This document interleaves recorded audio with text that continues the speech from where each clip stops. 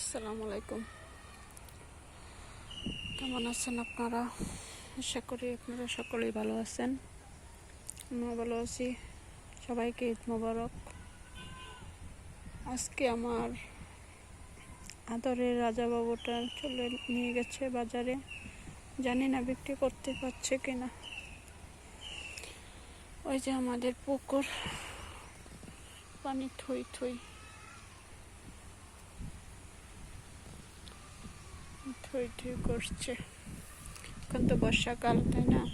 সব জায়গায় পানি ভরপুর। ওইটা বিল, পানির জন্য ওখানে নিতে পারছি না, যদি মোবাইলটা চলে যায়। তার জন্য পুকুর পাড় দাঁড়িয়ে আছে।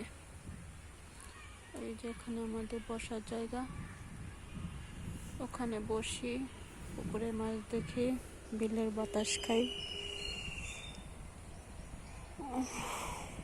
আপনারা কারা কারা কোরবানি কিনে ফেলেছেন আমাকে কমেন্ট করে জানাবেন, আর আমার চ্যানেলটা সাবস্ক্রাইব করে দেবেন নতুন হলে।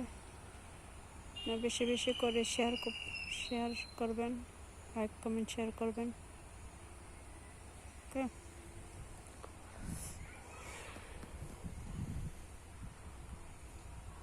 শুধু পানি আর পানি, বিলের কাছে শুধু পানি। আমার পানি দেখলে ভয় পাই, তারপরেও আসি না। বিকালবেলা তো তাই আসছি, একটু পুকুর পাড় দেখতে আসছি।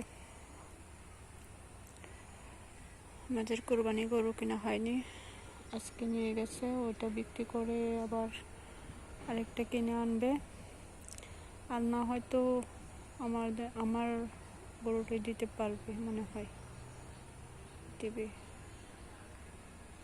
ওই যে আমাদের গরু যদি আসছে, বৃষ্টির জন্য গরু উঠেও খেতে পারে না। এত বৃষ্টি হয়েছে একটু আগে, একদম বলার বাইরে। তো বৃষ্টি হয়,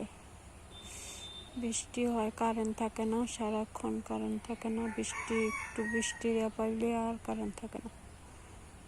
বাতাস আসুক আর না আসুক, বৃষ্টি হলে কারেন্ট চলে যায়।